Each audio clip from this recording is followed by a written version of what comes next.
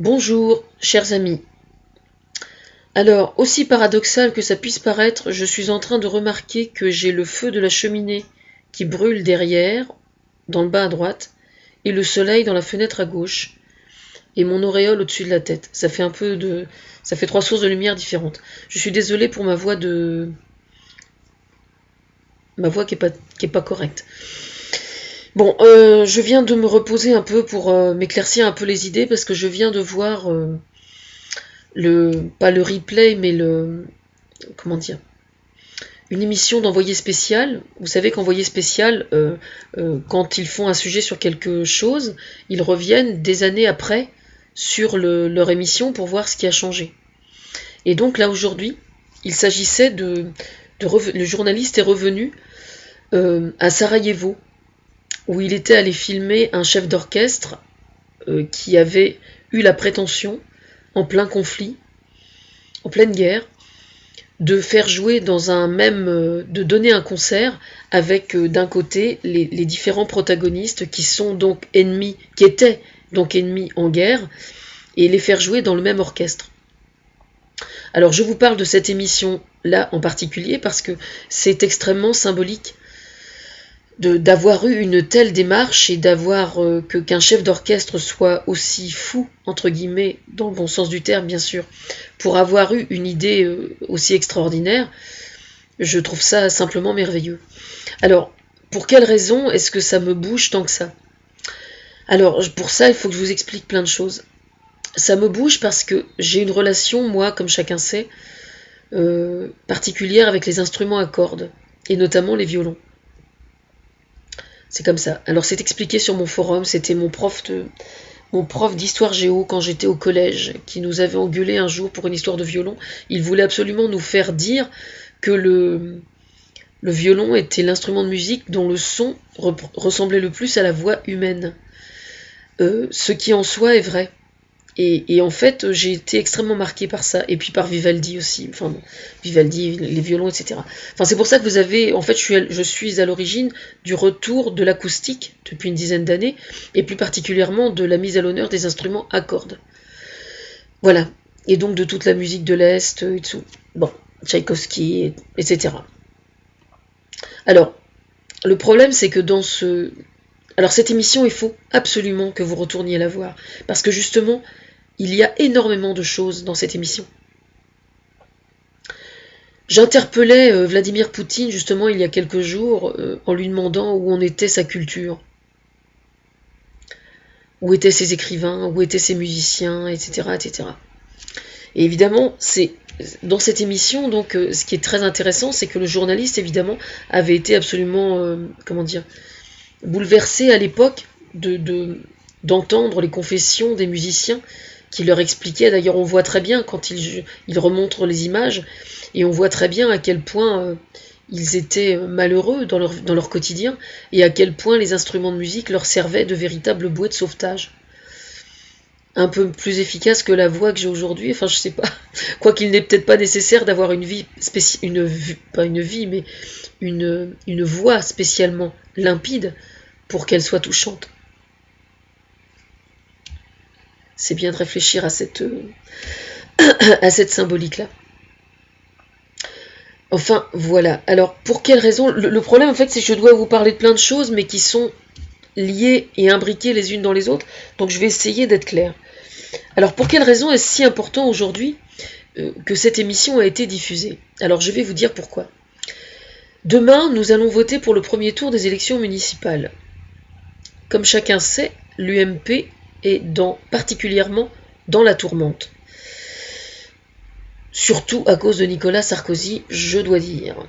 Pour quelle raison? Parce qu'il a eu pour conseiller à une époque quelqu'un de particulièrement peu recommandable, qui s'appelait Monsieur Buisson, et ce Monsieur Buisson était quelqu'un qui fricotait avec le journal Minute et avec le Front National. Et qu'est-ce qu'il faisait avec le Front National? Eh bien, il pratiquait des choses vraiment pas recommandables. C'est-à-dire qu'il existe des gens dans le milieu de la politique qui sont particulièrement à l'aise quand ils nagent en eau trouble. Alors, je vais faire mon effort pour ne pas m'acharner particulièrement sur Nicolas Sarkozy, pardon. Enfin, je vais essayer. Je n'ai pas dit que j'allais réussir, j'ai dit que j'allais essayer. Alors, il y a quelque chose qu'il faut que vous allez voir comme quoi tout est parfaitement lié, justement, c'est très intéressant. Aujourd'hui, Vladimir Poutine voudrait retrouver les frontières qu'avait l'ancienne Russie communiste. Or, il se trouve aujourd'hui que nous savons tous pertinemment que l'un des problèmes de la Russie, même si effectivement, comme j'ai entendu hier soir, à Ce Soir ou Jamais, il y a effectivement des aspects au niveau de la famille et tout ça qui vont de mieux en mieux, je m'en réjouis, il n'empêche qu'il y a bien des aspects, notamment au niveau de la justice et de la lutte contre la corruption, où il y a un travail absolument considérable à faire. Et chose qui est extrêmement intéressante justement, c'est que dans Envoyé spécial tout à l'heure, quand ils ont montré la rediffusion, il a été question d'une jeune femme qui était violoniste à l'époque dans cet orchestre, qui a fait carrière dans le milieu du show business d'ailleurs, et qui travaille maintenant pour le gouvernement.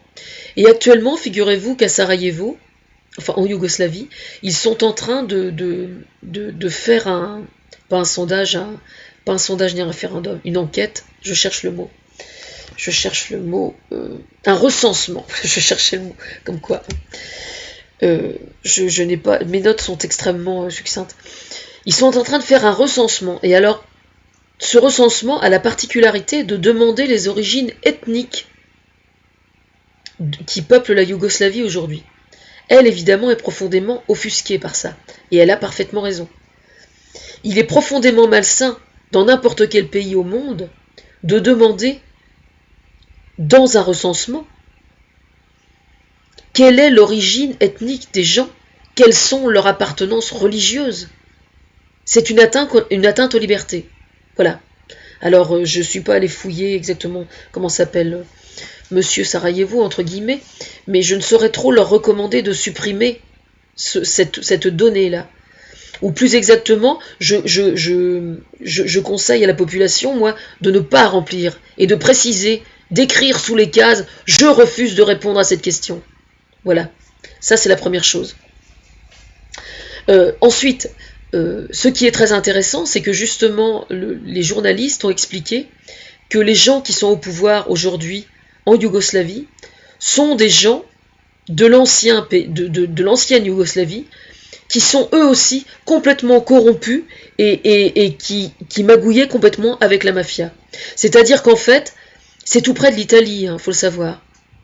Et justement, là sur mon mur, je viens d'avoir un article au sujet du pape qui parle du maléfice de l'argent et du fait que l'argent a malheureusement toujours à voir avec la notion du mal et de la corruption. Et si je suis l'inspiratrice de Benoît XVI depuis qu'il est élu, mais j'étais inspiratrice de ceux d'avant aussi, hein, pour information, je vous signale que la raison principale est précisément que le pape, lui, lutte contre la corruption, y compris au sein du Vatican, y compris en Italie. Voilà. Et il faut savoir que le pape, malheureusement, aujourd'hui est menacé de mort par certains membres de la mafia. D'accord ? Ne perdez jamais de vue de ça. D'accord ? Voilà. Alors si, comme je vois que le pape a vraiment le vent en poupe et que j'ai l'honneur et l'avantage d'en être en partie responsable, eh bien, j'exhorte tous les gens qui ont de l'admiration pour le pape à ne pas voter Front National. C'est extrêmement important ce que je suis en train de vous dire. Parce que ce qui est en train de se passer aujourd'hui au sein de l'UMP, si ça fait autant de scandales, c'est précisément parce que c'est tout nouveau. Aujourd'hui, jusqu'à aujourd'hui, vous avez des gens, dans les jeunes notamment, qui disent de toute façon les politiques, ils sont tous corrompus, ils sont tous pourris. Voilà ce qu'on entend. Voilà pourquoi les gens refusent d'aller voter. Eh bien, c'est faux. Maintenant, c'est faux. Vous en avez la preuve. Ce qui est en train de se passer au sein de l'UMP aujourd'hui, c'est absolument sans précédent. C'est absolument révolutionnaire dans le bon sens du mot. Et pour ceux qui auraient tendance à penser que ce que je dis là n'a pour seul et unique objectif que de prêcher pour ma paroisse, entre guillemets, moi, la seule paroisse que je connaisse, ça s'appelle la solidarité, ça s'appelle l'honnêteté et ça s'appelle l'authenticité. D'accord ? Moi, sous mes vidéos, sauf quand quelqu'un se charge de me mettre quelqu'un en spam, comme ça m'est arrivé au sujet de la vidéo sur Marine Le Pen hier ou ce matin. Mais d'ailleurs, j'ai répondu quand même, ceci dit, comme quoi je suis une bonne patte. Mais en règle générale, il y a toujours les commentaires sous mes vidéos. Si quelqu'un n'est pas d'accord avec moi, je ne demande moi qu'à discuter avec lui. D'ailleurs, quand ça se passe oralement, ça se passe toujours très bien. Donc il n'y a aucune raison que ça se passe mal. Voilà. Certains se disent que je suis manipulée. Oui, effectivement. Bah oui, je suis manipulée. Mais c'est pas grave d'être manipulée. Si c'est pour les bonnes raisons et pour les bonnes causes et pour défendre les bonnes causes, ça n'est pas spécialement un problème. Voilà. Alors, hier j'ai rencontré un monsieur, je suis allée à Paris au sujet de Belo Monte et du barrage au Brésil, et j'ai rencontré un monsieur qui m'a parlé de la charcuterie lyonnaise. Mais il m'a pas parlé de ça pour rien, figurez-vous, je vais vous expliquer pourquoi. Il y a, je sais plus, une quinzaine d'années peut-être, je regardais le journal télévisé à l'époque. C'était avant que je pète les plombs, je crois. C'était à l'époque où Michel Noir était maire de Lyon.